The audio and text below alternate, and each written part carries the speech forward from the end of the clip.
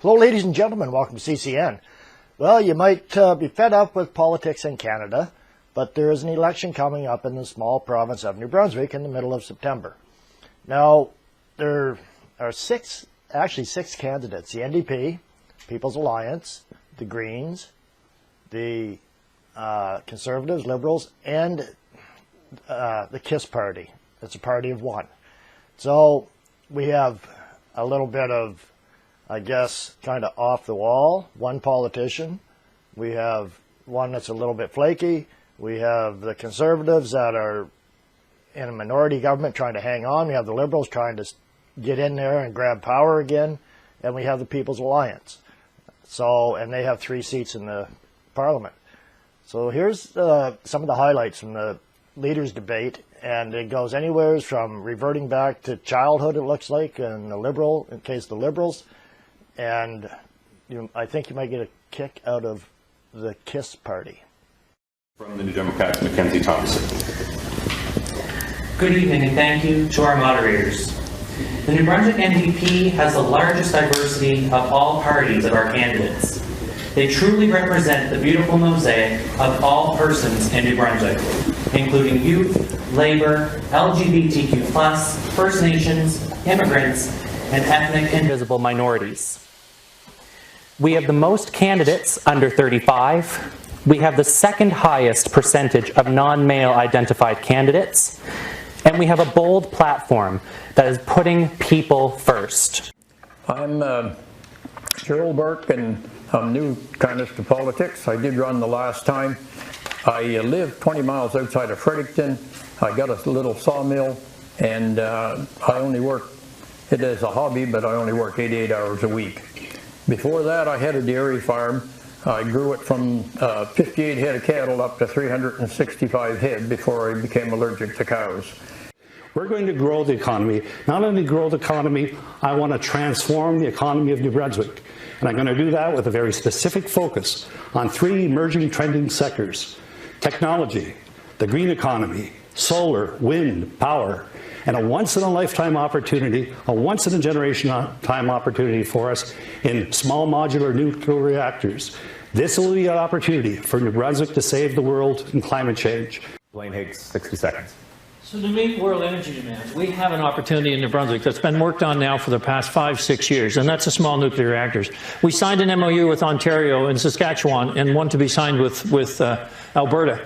ME Power had developed a strategy here working with 2 main technology, Moltex and ARC. And the concept here is clean, carbon reduction, no carbon emissions, and that is an energy solution that will meet the needs of world demand. It's an energy solution that New Brunswick can export in huge ways, and we already have a footprint here in our province to build and promote that technology.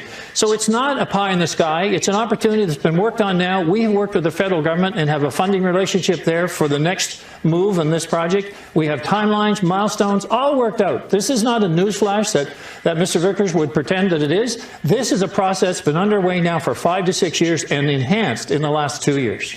He is reminiscent of the Hatfield days when Richard Hatfield spoke about how building 6 CANDU nuclear reactors in New Brunswick was going to be the salvation of the province. Instead, we have Point Lepreau, which has created a massive debt at MB Power and generated huge nuclear waste, which now Mr. Higgs and Mr. Vickers want to mine to create plutonium to fuel a nuclear reactor that is just an idea on a laptop right now, and it's going to take buckets of taxpayers' money to get onto the workbench in the lab. So we have renewable technology that's proven, that's affordable, that's ready to go, whether it's wind farms or solar or renewable hydroelectricity from Quebec and Labrador, to make the transition we need to make over the next 15 years. Thank you, Mr. There's no question about wind and solar, tidal, to look at all these options of how we complement the system. But the point is, we can't manage the world demands on that alone. We don't have the technology to do that or the capability. And that is correct, that these are new technologies that are being developed, but with great promise and great investment. And the federal government is very focused on investing in this technology for the future and right here in New Brunswick, which I'm real excited about. I had my hand up before Mr. Higgs. Why does he get to respond? I didn't see your hand. Sir, you did so. No, I did not. Sir, I'm telling you, you saw my hand. So why was he given the privilege to be called and singled out to respond? because I didn't see you and I saw him. But I will now give you a chance to respond. Sir, on the environment, ladies and gentlemen, on the environment, what Mr. Kuhn is advocating, I'm 100% with David on this. Renewable resources and energy is where we want to go. But, you know, Bill Gates and others have clearly spoken out on this issue. Renewables will never get us all the way where we want to be. Okay. You know, 40 or 50% way there, David. But David, as well, let's not compare apples. Let's compare apples to apples and oranges to oranges. Small modular nuclear reactors are sodium-cooled reactors. They're small. They're safe. It's new technology. Ladies and gentlemen, this is New Brunswick's once-in-a-generation opportunity. It's New Brunswick's opportunity to save the world. And if you take the population of New Brunswick, it's like a medium-sized city on a global level, spread out over the geography that we see here in this province. And with such a small population, we continue to prop up two health authorities that compete with one another on resources, whether it's nurses, doctors, equipment, funding, you name it. I can't understand why we continue to do that, why liberal and conservative governments continue to stick their hand in the sand, and for one reason only, language. Now look, and I'm convinced that French hospitals will continue to be French. Horizon will continue to offer bilingual service, as will Vitalité, under one system where they share resources, they pool resources, where New Brunswickers can get the same level of care. It doesn't matter where you go in this province. That is paramount to healthcare success. Until we do that, we will not see success in healthcare. Thank you, Mr. Austin. 60 seconds for Mr. Higgs. So it's exactly right. We cannot have more taxes in this province. We shortly after the COVID outbreak, we said we cannot implement tax reductions because we are not in a position to do so. But equally, we have to have one singular focus right now as it continues through this COVID crisis, is that focus on health and safety for our citizens. And we will continue that. That's why I said very early on, we're no new taxes. And we also had a plan of what we're spending so we can manage that. But our priority will continue to be health and safety for the citizens of this province. We will develop, in many ways, the economy based on our strategy with Navigators and ONB. We are working with companies to expand it well beyond the COVID crisis.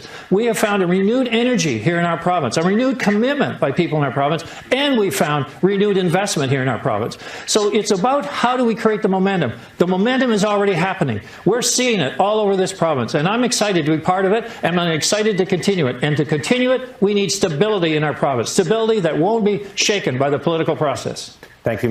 It will be for KISS party leader Gerald Burke, and it will be asked by Tom Bateman. Mr. Burke, you say your party's about simple solutions, and healthcare has come up already several times tonight. What is the simple way you propose we fix New Brunswick's healthcare system? I stated earlier that I worked on the volunteer ambulance service in Stanley for 25 years. When we went to get it started, we said we'd never get it. So I do have experience in health care. I unfortunately had allergies and stuff, so I got some experience at proper treatment and one thing and another. And I got allergic to iron, and I went to a homeopathic doctor. And the homeopathic doctor checked me over and said, you got a blockage between your liver, your gallstone, your gallbladder, and your kidney. And she said, I can fix it. I said, fix it. And one treatment. And things started working properly. And I took B12 for 14 years. Went every month, got a needle, went back and got blood tests and all that. And then it turned around, and one treatment for that, and I haven't had to take B12 in the last 8 months. There's better ways, a little different angle to do it. Work for your story. Mr. Austin, you talk a lot about the need for tax reform and about how overtaxed New Brunswickers are.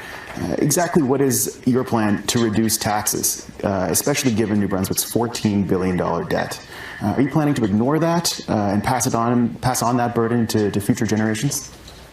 No, I have no intention of ignoring it. Actually, by reducing taxes, you hit that head on, the debt, because we cannot pay down the debt, nor can we run balanced budgets unless we have a thriving economy. This is not rocket science. You have to have an economy that is working, that is moving, good paying jobs that New Brunswickers have here at home. Look, if you look at the sheer numbers, the reality is Liberal and Conservative governments over the years, including Mr. Higgs and Mr. Vigors, who wants to be Premier, the reality is they're going to allow corporate welfare to continue. Hundreds of millions of dollars going to big business instead of reinvesting that money into lower taxes so all businesses can benefit. So New Brunswick can be a place that businesses want to come, set up, and grow, where businesses that are here now can have a fair chance and a fighting chance to see an economy that is prosperous here in New Brunswick. You don't have one or the other. If we keep high taxes, we lose the economic chance that we have. Thank you, Mr. Austin. Your time is up. So that was the first leaders' debate. Let's see. Kevin Vickers, well, he's trying to steal the Conservatives' platform. I thought at one point he was going to cry because he argued with the moderator. Gerald Burke, I hope he doesn't become allergic to anything else. I think in the last election, that was the first one he ran in, I think he was allergic to votes. The NDP, well, they're just the NDP. Greens and the Liberals are pushing the windmills and solar panels big time. Conservatives, Higgs he's hanging in there, put it that way. And for the Alliance, Chris Austin, he seems to be pretty sensible. So we'll see how this goes. There's another debate coming up. So thank you for watching. Bye for now.